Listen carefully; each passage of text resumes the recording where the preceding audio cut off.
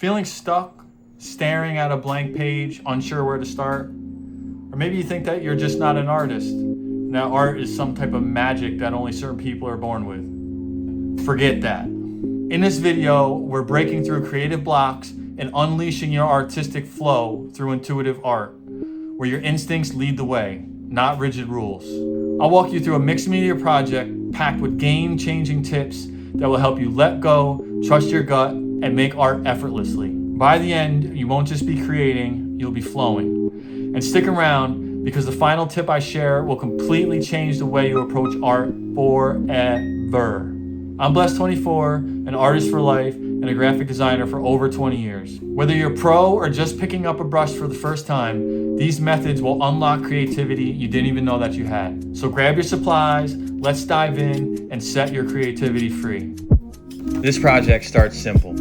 Black piece of paper and a few paint pens. Sometimes just changing your surface color can spark new ideas, especially if you usually start with white. Now, funny thing, I actually started this piece without realizing I wasn't recording. But no worries, I began with scribbly line doodles using a white paint pen to build up a background for darker colors to lay over. Which leads me into tip number 1. Let go of overthinking. To truly nurture your creativity, let go. Don't overanalyze every step. This mess of lines, it'll grow into something unique on its own. If you get too caught up in planning, critiquing every mark and color choice, you might block that natural growth. There's absolutely a time for structured, methodical work, but this is about breaking free. If you're in a creative rut, this kind of practice unlocks new levels of imagination. The more you embrace freedom now, the more natural it'll become in all of your future projects.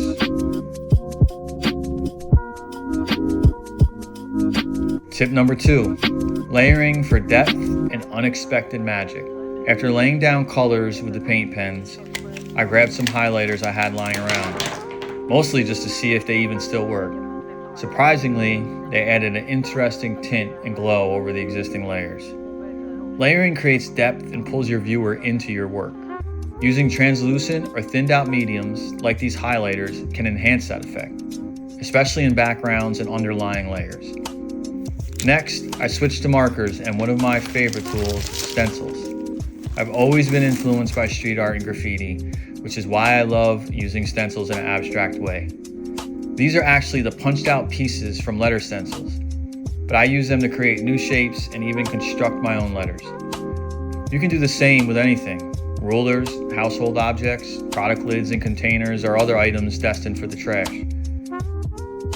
For this piece, I built the word cleanse into the design. This technique comes from my daily doodle practice, something I swear by for unlocking creativity.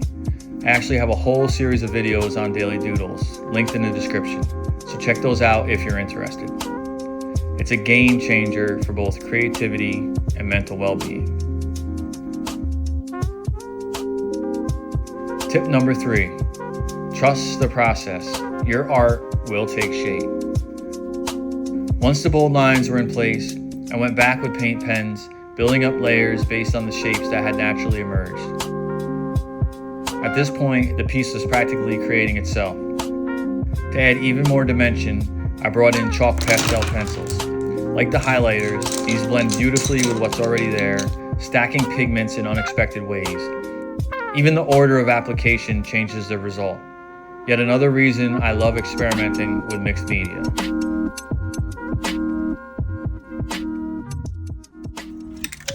Then, I made a decision that totally changed the outcome of this piece. I sealed it with a clear coat.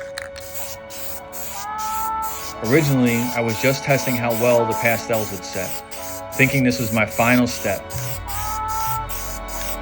But then, inspiration struck. This leads me to tip number 4. When a new idea calls, follow it.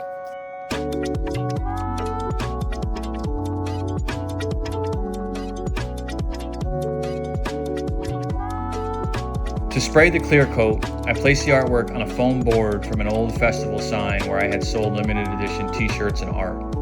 The color scheme matched perfectly, and suddenly I saw a whole new direction. Initially, I wanted to use a magazine clipping or photo collage for this next step. I love incorporating collage into intuitive art, but when I couldn't find the right piece, I pivoted and painted it instead. Now, I'll be honest, sometimes I hesitate with realism in pieces like this because it can pull me into overthinking. But rules, even your own, are meant to be broken when it feels right.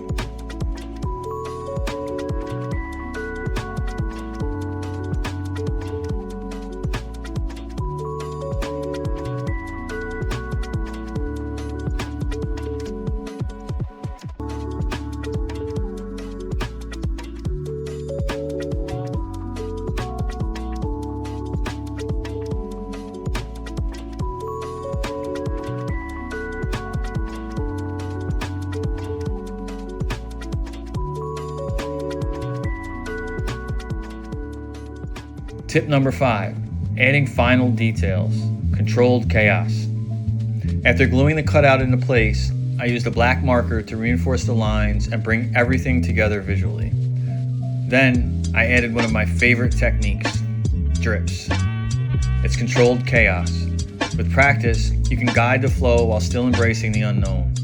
I used black drips to frame the subject, blending them into the spray paint drips that were already in the background. This unified the piece and added a bit of mystery.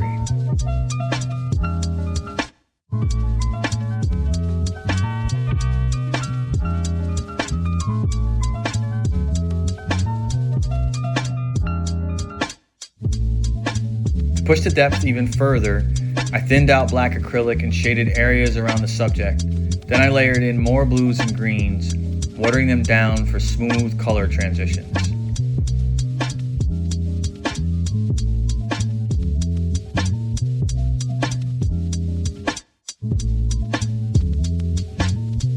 Tip number 6, why I use cheap materials, and why you should too.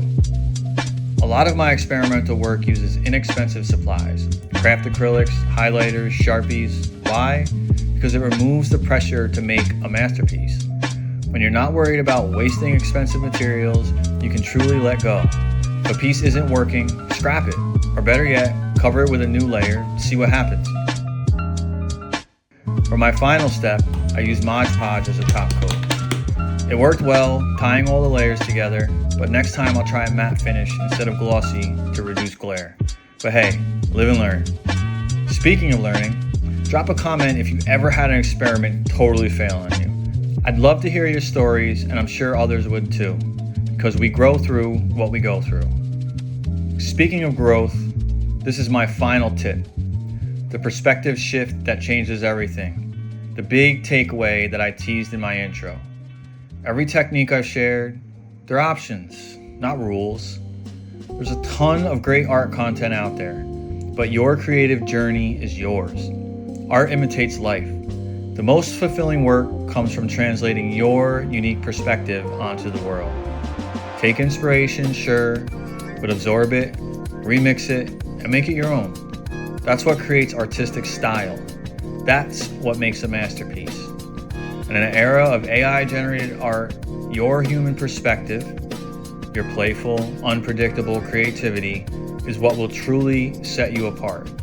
If you found this video helpful, inspiring, or just fun to watch, hit the like and subscribe.